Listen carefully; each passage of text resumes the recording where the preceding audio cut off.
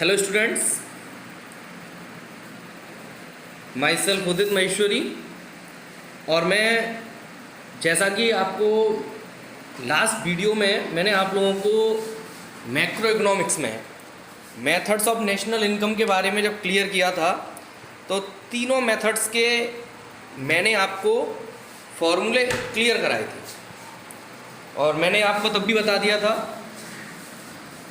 कि आगे के जब वीडियो में डालूँगा तो उसमें जो न्यूमेरिकल्स हैं किस तरीके से हमें सॉल्व करने हैं, उनको सॉल्व करने का तरीका मैं आप लोगों के लिए आज लेके आया।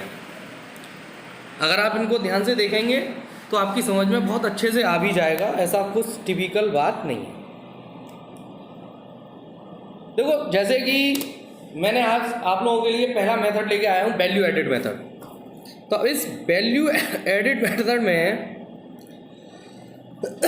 सबसे पहले हमें अपना एक फॉर्मूला तैयार करना है। और फॉर्मूला क्या है? मुझे चाहिए वैल्यू एडेड। तो आप है ना, अगर आप कॉपी पेन लेके बैठे हुए हैं तो ठीक है, और नहीं लेके बैठे हुए हैं तो आप कॉपी पेन निकाल लें और सबसे पहले लिखो, स्टेप बाय स्टेप हम चलेंगे। तो हमारी जो स्टेप फर्स्ट होगी वो होगा पहले फॉर्मूले को लिखना। तो पहला फॉर्मूला हमारा लिखा जाएगा वैल्यू एडेड। जब वैल्यू एडेड लिखेंगे तो वैल्यू एडेड का फॉर्मूला होता है value of output minus intermediate consumption. अब इसमें आप 3 लाइन छोड़ दें आप, क्योंकि अगर एक ही फर्म होगी तो भी कोई प्रॉब्लम नहीं है, 2 फर्म होंगी तो हमें कम से कम 1 लाइन अपने आप को बीच में मिल जाएगी। आपको कितनी लाइन छोड़नी है? 3 लाइन। अब आप ध्यान से देखो, जो स्टेप हमने फर्स्ट लिखी है, अब उस फर्स्ट स्टेप में जब वैल्यू एडेड लिखा उसका फॉर्मूला हमने 1 लाइन में लिख लिया। हमने सपोज दैट हम पहला क्वेश्चन लेके चलेंगे तो हम उसको जब हम समझाएंगे, पहले आप किस तरीके से आप उसे शुरुआत करेंगे वो चीज़ मैं आपको क्लियर कर रहा हूँ। क्योंकि अगर आप 3-4 क्वेश्चन को ढंग से विद फॉर्मूले आप नोट कर लेंगे तो मैं समझ रहा हूँ कि ये टॉपिक आप कभी नहीं भूल सकते। तो पहला टॉपिक है, पहली स्टेप हमारी चलेगी वैल्यू एडेड। केवल फॉर्मूला लिख लिया और उसमें लिख low value of output minus intermediate consumptions, लिख लिया। अब 3 लाइन छोड़ दो कम से कम। 3 लाइन छोड़ने के बाद हमारे पास देखो, आप एक बात आओ, वैल्यू एडेड का फॉर्मूला तो आपने लिख लिया। अब वैल्यू एडेड में हमें 2 चीज़ चाहिए, एक तो वैल्यू ऑफ आउटपुट का पता होना चाहिए और एक इंटरमीडिएट कंजप्शन का पता होना चाहिए। फॉर्मूला मैं आपको क्लियर कर चुका हूँ, लेकिन फिर भी 3 लाइन छोड़ने के बाद मैं वैल्यू ऑफ आउटपुट लिखूंगा। और वैल्यू ऑफ आउटपुट का फॉर्मूला क्या होगा मेरे पास? Sales plus change in stock, यही होगा। पक्का है? कंफर्म है? चलिए, आप 2 लाइन छोड़ दीजिए, फिर 2 लाइन छोड़िए। 2 लाइन छोड़ने के बाद आप सेल्स के बारे में क्या लिख सकते हैं? सेल्स के बारे में आप लिख सकते हैं नेट सेल्स, अगर केवल नेट सेल्स दे रखी हो, या उससे अगली लाइन में लिख सकते हैं आप डोमेस्टिक सेल प्लस एक्सपोर्ट। मतलब अगर सेल दे रखी है तो उसमें एक्सपोर्ट इंक्लूड है, और अगर डोमेस्टिक सेल दे रखी है तो अगर एक्सपोर्ट है तो एक्सपोर्ट भी जुड़ेगा। इसके बाद देखो, सेल्स की बात खत्म। अब हम 2 लाइन छोड़ने के बाद चेंज इन स्टॉक पर चलेंगे। अब हम चेंज इन स्टॉक लिखेंगे। जब चेंज इन स्टॉक लिखेंगे, चेंज इन स्टॉक का फॉर्मूला होता है closing stock minus opening stock. ये क्लियर होना चाहिए, तो आपकी समझ में आ जाना चाहिए। मेरी पहली स्टेप अभी चली है वैल्यू एडेड, और वैल्यू एडेड का फॉर्मूला था मेरा value of output minus intermediate consumption. आपने कितनी लाइन छोड़ी? 3। फिर 3 लाइन छोड़ने के बाद आपने लिखा वैल्यू ऑफ आउटपुट, क्योंकि हमें जो फॉर्मूला दे रखा है उसमें वैल्यू ऑफ आउटपुट को निकालना है। उसमें से इंटरमीडिएट कंजप्शन को माइनस कर देंगे। क्लियर? अब माइनस करने के बाद वैल्यू ऑफ आउटपुट जब हम निकालेंगे तो sales plus change in stock.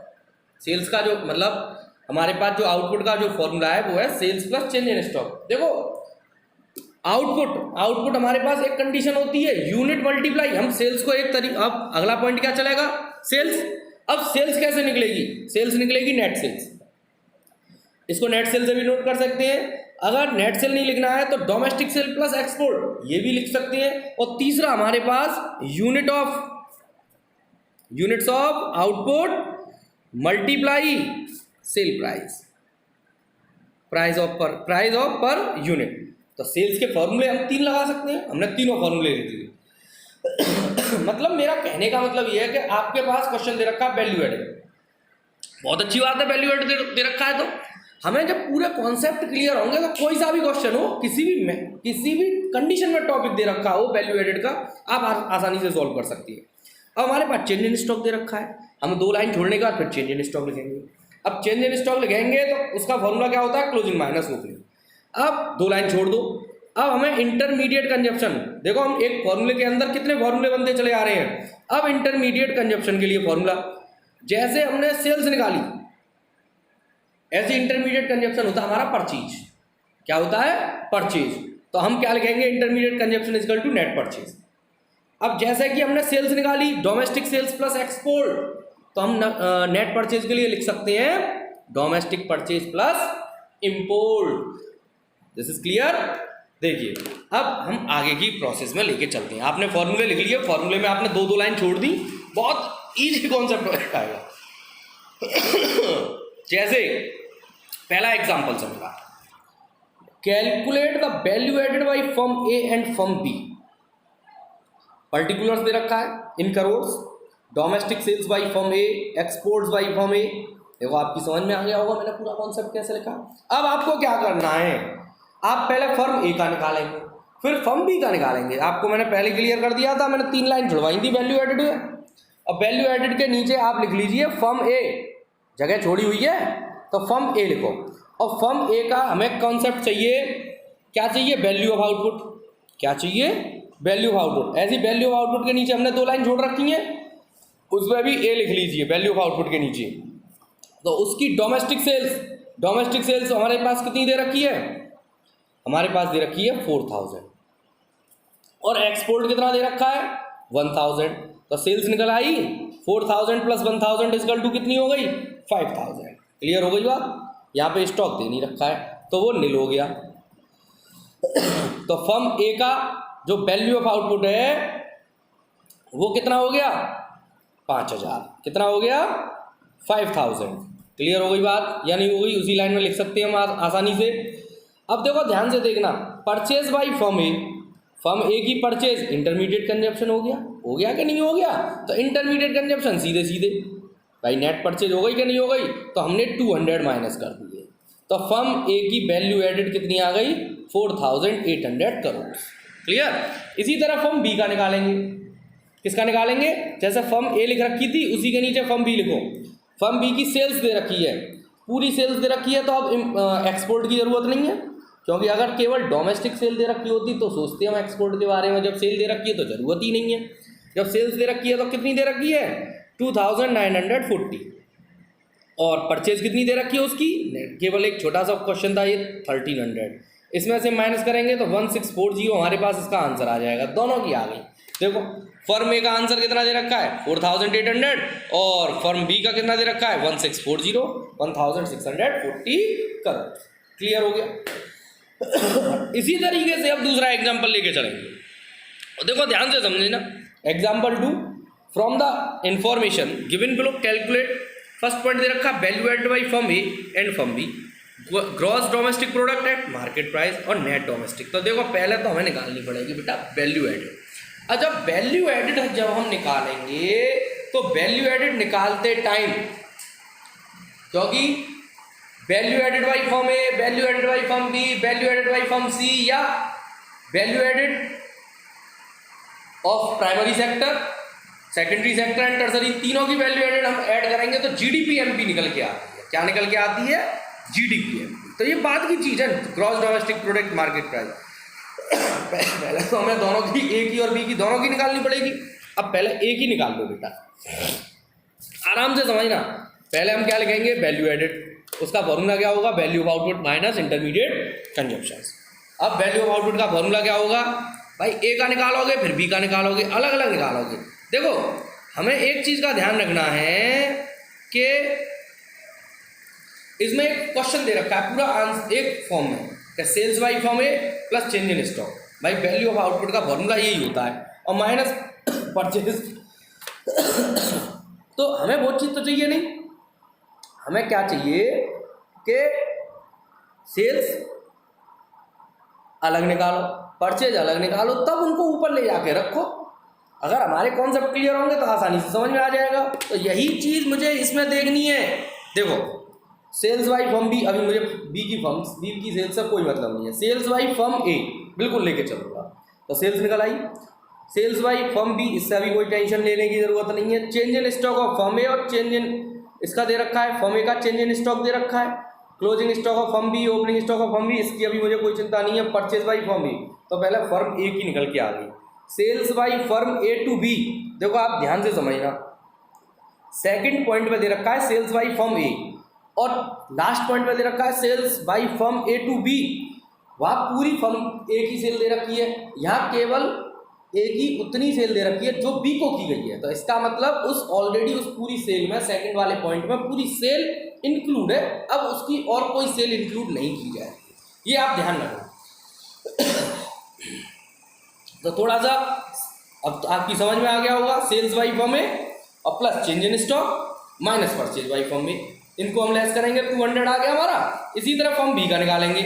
अब देखो जितनी भी फर्म बी की सेल है, पहले उसको इकट्ठा कर दिया टोटल सेल, क्योंकि देखो बी की जो फर्म की जो सेल है, देखो sales by firm B, sales by firm B to household, पहले जनरल गवर्नमेंट को दिए, हाउस होल्ड को दिए, और कुछ नहीं दिया। ये दोनों सेल्स दे रखी हैं, इन दोनों सेल्स को हम ऐड करेंगे। Plus change in stock of firm B, closing stock minus opening stock, 40 minus 30, 40 minus 30, 10 ये हो गया। तो बहुत आसानी से समझ में आ गया होगा।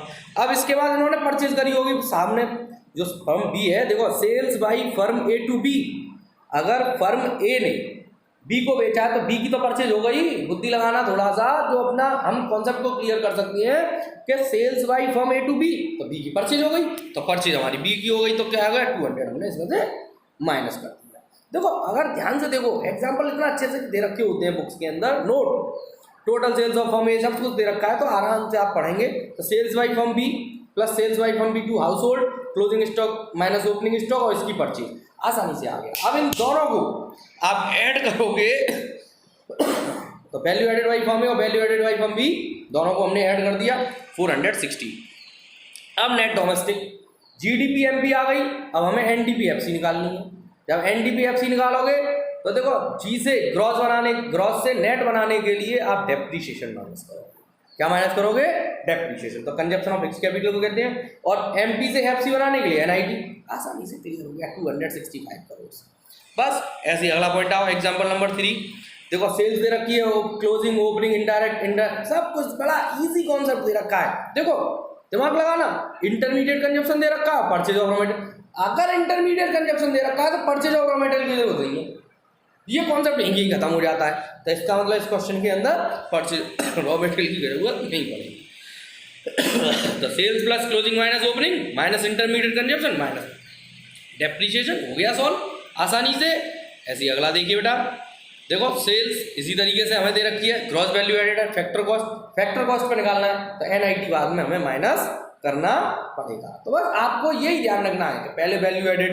ये चौथा एग्जाम्पल मेरा क्लियर हो जाना चाहिए, बहुत ईजी कॉन्सेप्ट है।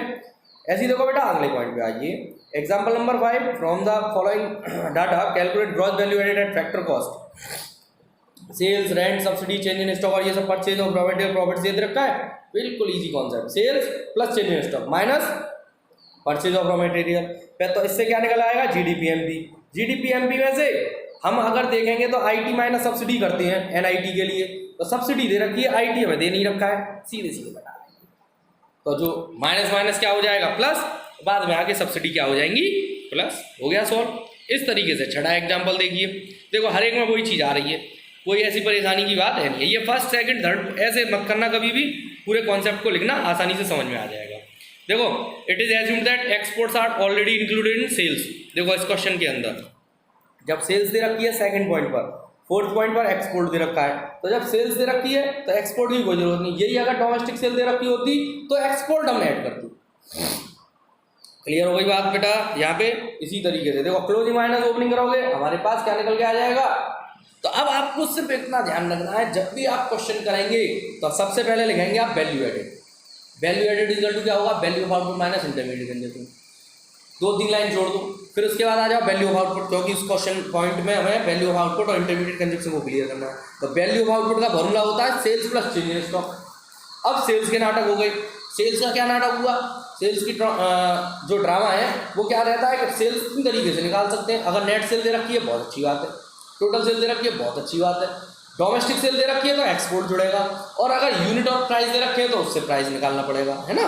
और चेंज इन स्टॉक का फॉर्मूला क्या होगा बेटा, क्लोजिंग माइनस ओपनिंग। इस तरीके से हम बड़े आसानी से इसे क्लियर कर सकते हैं। ऐसे ही देखो अगला पॉइंट है, नेट वैल्यू एडेड दे रखा है, इससे तुम्हें वैल्यू एडेड आउटपुट निकालना है, ठीक है।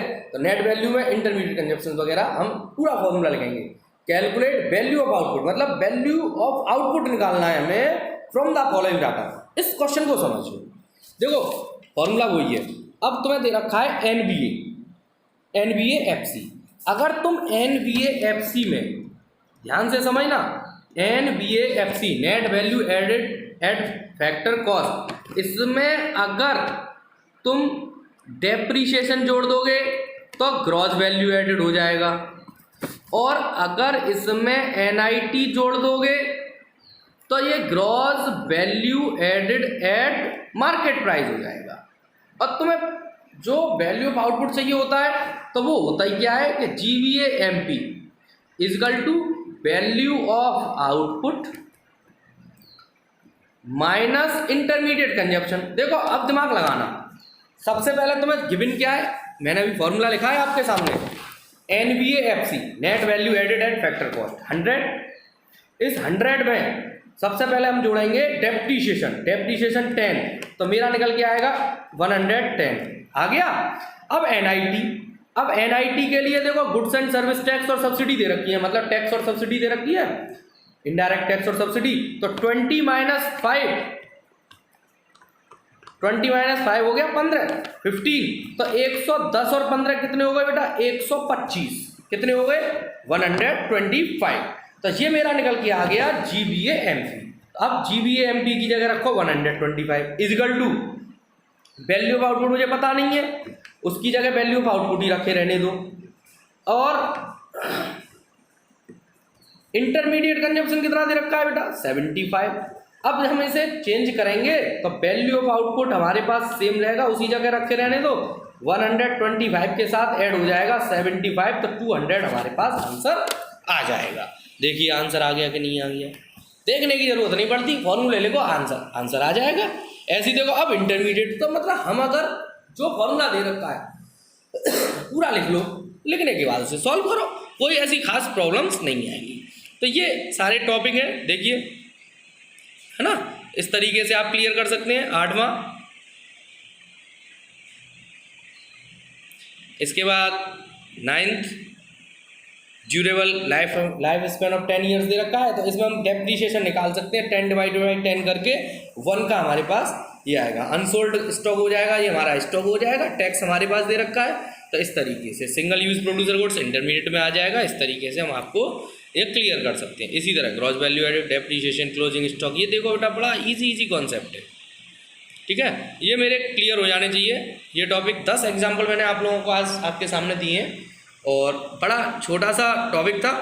अब नेक्स्ट वीडियो में आपको एक्सपेंडिचर के बारे में बताऊंगा, फिर मैं आपको नेक्स्ट वीडियो जहाँ तक इनकम का बताएंगे, फिर एक्सपेंडिचर का, तो तीनों मेथड आपके क्लियर हो जाएंगे। और आपको हमेशा एक बात ध्यान रखनी है कि जब ये क्वेश्चन करें आप पूरे फॉर्मूले नोट करें। फॉर्मूले बार बार नोट करने से एक तो आपको लर्न हो जाएंगे, अच्छे से समझ में आ जाएंगे, और समझ में जब आ जाएंगे तो फिर आपको इतनी प्रॉब्लम्स नहीं रहेंगी। भले ही मैंने आज ये 10 एग्जाम्पल आपको क्लियर किए हैं, कुछ क्वेश्चंस मैं आपको अपलोड कर दूंगा आपके लिए, अगर आपकी डिमांड होगी तो मैं अपलोड कर दूंगा। फिर भी कोई भी दिक्कत आती है आप बेझिझक होकर पूछें, जब तक आपकी क्वेरीज नहीं आएंगी जब तक अच्छा नहीं लगेगा। मुझे भी ऐसा लगेगा या तो मैं बहुत ज़्यादा अच्छा पढ़ा रहा हूँ इसलिए मुझे कोई मैसेज नहीं कर रहा है, या कुछ समझ में नहीं आ रहा है इसलिए कोई मैसेज नहीं कर रहा है। 2 ही कंडीशन है, तो आप दोनों ही कंडीशंस को क्लियर करें मेरे लिए, जिससे कि मुझे आगे बेटर करने के लिए मैं कोशिश कर सकूँ, ठीक है। Thank you and have a nice day.